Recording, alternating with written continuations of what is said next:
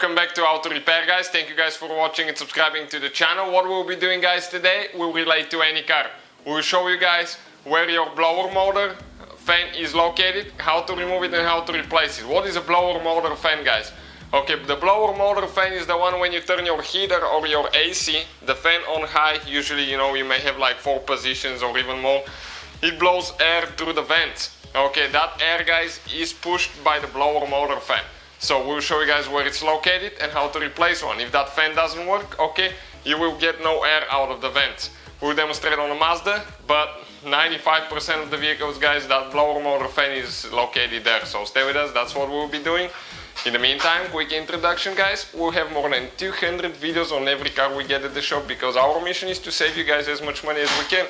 So please subscribe to the channel, like the video, leave a comment below, guys, and let us know if you have any questions or if you want to see anything specific. Let's start on it now. So let me show you guys, okay, where it's located and how we're going to remove it now. Not very complicated procedure at all, guys. Okay, you can see this is the switch for the blower motor fan. Yours may look a little bit different. It really depends on your vehicle, guys, what you have and all that stuff. But right here underneath, okay, underneath the glove box usually, okay, you may have a cover, guys. Usually the cover has a couple clips. In our case, we just pull it that way. Some you pull down. You may have a few screws. Always just check it out and see what you have. And okay, you will need to go ahead and remove it. Okay, and pull it out just like that. Now, once you remove it, guys, let me show you underneath. Okay, I'm going to try to position here the camera so you can see the whole action. Underneath now, this is your blower motor fan. That's your whole assembly. You have one wire usually that you need to disconnect. You might have a clip that you need to push in and pull it out.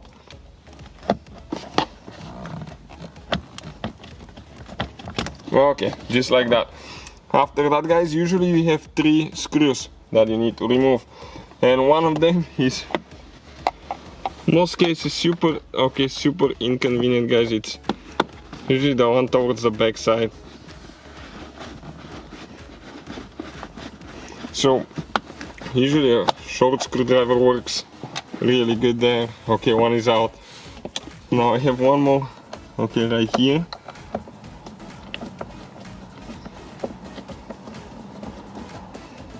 Perfect. We get this one out.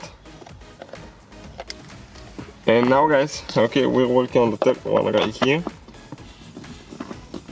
You need to hold it for the last one.